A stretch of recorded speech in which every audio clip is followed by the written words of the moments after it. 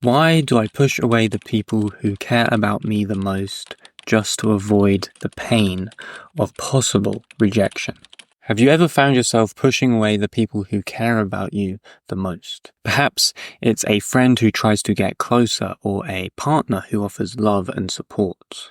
Yet you find yourself retreating, creating distance between you and the other person who's involved. I ask you this question because this perplexing behavior is never usually rooted in the actual dislike towards that significant other. If you could say anything, it is a paradox. We always want connection, closeness, and to be desired, yet we can fall into the behavior pattern of pushing away others even when it is in our disinterest to do so. Instead, it stems from a deep-seated fear of vulnerability and rejection, built up over time through the past experiences of real rejection or emotional neglect we have had in the past. We then allow these experiences to shape our future actions, leading us to project this expectation of rejection onto others, fearing that it will happen to us again.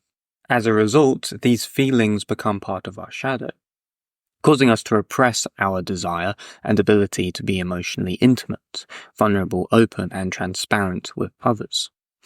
Because we deny and crave this aspect of ourselves, we instead project anger through emotionally avoidant behaviors. Ultimately, this leads us to shutting down and being disconnected from experiencing what is most truly real in our lives. The shadow, being formed in early childhood and throughout our lives in general, plays a significant role in this instance.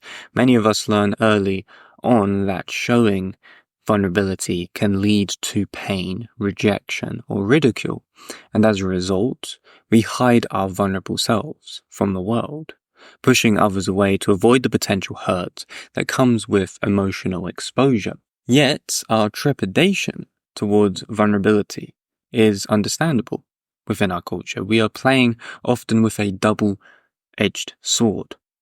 On one hand, it is the gateway to deep, meaningful connection and healing with others. On the other, it opens us up to the possibility of rejection and hurt.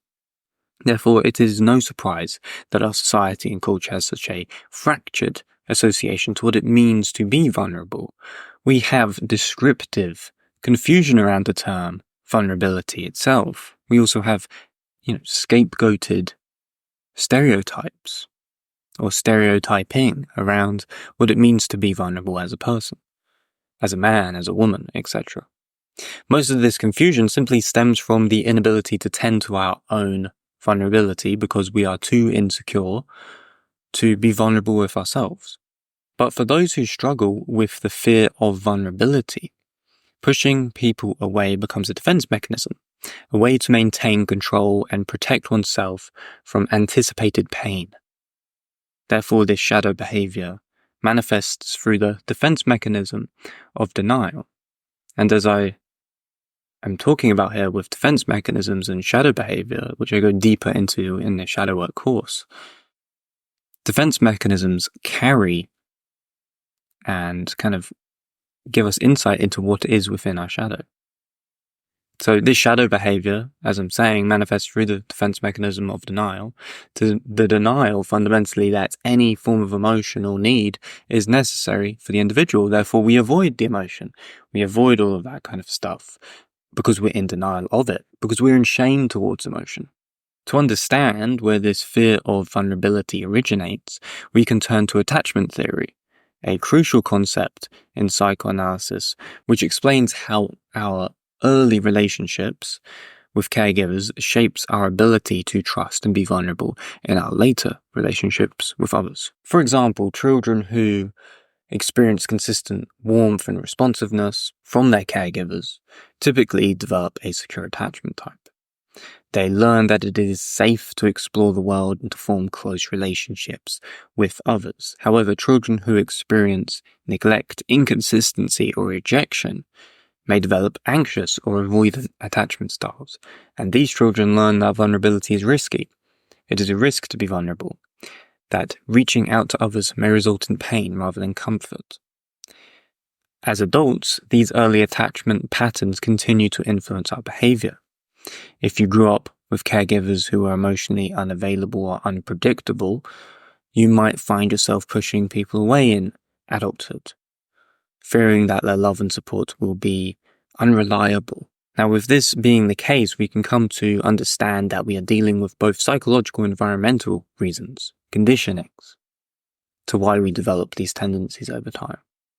And thankfully, this offers to us an explanation to our own unconscious behavior patterns and puts us on the path towards healing. For when we know the cause, we are, in some sense, 50% healed. The other 50% is more to do with what we do about what we know. So what philosophy can help guide us towards making the necessary steps to act in accordance with what we now know?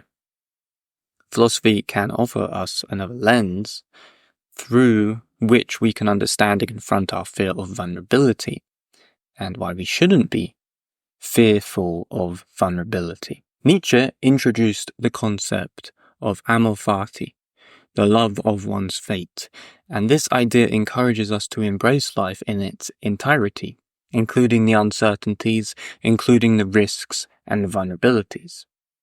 But why should we do this, you may ask? Because to embrace life is to embrace vulnerability itself. Why is that the case? Because of fate, our lives, they are all vulnerable. Vulnerable to the inherent unpredictability of life, including the possibility of rejection, hurt, betrayal, or joy. Therefore, we must be open to life, for we cannot control life with a closed grasp when we confront life. Amor fati is the acknowledgement that vulnerability is instead a strength. If we accept our ability to be vulnerable, we are instead in strength towards the uncertainties of life. We are open to change. We are open to the evolution of our being, of our soul, of our self. The strength to face life's challenges head on rather than to retreat into isolation out of fear, to be in fear of vulnerability. To recognize that the nature of life itself is vulnerable to the whims and consistencies of unpredictability, and that it is our purpose to strive and overcome the challenges we face to make our lives meaningful. Now, this approach stands in stark contrast to the existential fears of abandonment of which most nihilists hammer on about in the 20th century. By embracing vulnerability through the lens of amor fati, we open ourselves to the full spectrum of human experience, more so the truth of life itself, the deep, meaningful connections that only vulnerability can bring to us if we accept it and are open to the vulnerability of life. In practice, Nietzsche's message can provide us with courage and a guiding philosophy to live by, serving as a daily reminder of strength, combined with an understanding of why we develop a psychological fear of vulnerability. This approach, of course, combining the two deepens our sense of self-awareness as to why these things are the case. And it gives us an antidote, if you will, for the practical application of shadow work when combining these things together. We can develop a method to integrate the lost and abandoned parts of ourselves, moving closer to inner peace, wholeness, and authenticity in our desires and needs. And this is why I have made this shadow work course. Carl Jung talked a lot about shadow work, integrating the opposites, and going on that path of individuation to become a whole individual who is not disintegrated and neurotic and all of these things, but to instead become someone who integrates those parts of themselves in which they have disavowed. For example, if someone is in fear of vulnerability, the only way that person can overcome that fear is by doing shadow work, is by understanding parts of themselves that they are repressing and denying to their own awareness. And that is why I've made the shadow work course, to help people on that road of self-discovery. So if you are someone who struggles with repeating patterns or repeating negative patterns in your life, whether in relationships, your career, your personal habits, you want to heal old wounds of trauma, and you seek a transformative approach in that integration process. You experience unexplained emotional reactions and want to explore their root causes as to why they happen, and you want to become more conscious of your unconscious itself and your unconscious behavioral patterns, then this course was made for you. If you want to confront your inner fears to become the best version of yourself, or if you simply just want to embrace the parts of yourself that you have been avoiding, that you have been suppressing or denying through defense mechanisms and the functioning patterns of defense mechanisms, then this course is going to very much help you figure that out for yourself. Now, what you get with this course is you get a video library for over an hour's worth of video lessons on how to use the 10 plus exercises that I have available for you in the shadow work exercise book, including mind maps on how to locate the causation of defense mechanisms in relations to your behaviors so that you can figure out and gain more insight onto understanding why these certain patterns are reoccurring in your life and stuff like this. So if you're interested in that, I very much recommend you check it out in the link in the description. You're available to buy it now and do all that good stuff, and you'll get direct access to the Shadow Work Network, which is a space where you can talk to me directly, message me about the course, message me about any personal situations you're going through and how you can apply the course and the exercises to those experiences that you're going through. So if that is something that fundamentally resonates with you and you want to look more into that and find out more about that course, there's a link right at the description where you can look into it, buy it, and get started today. So thank you for watching this video. I'll speak to you in the next one. Thank you.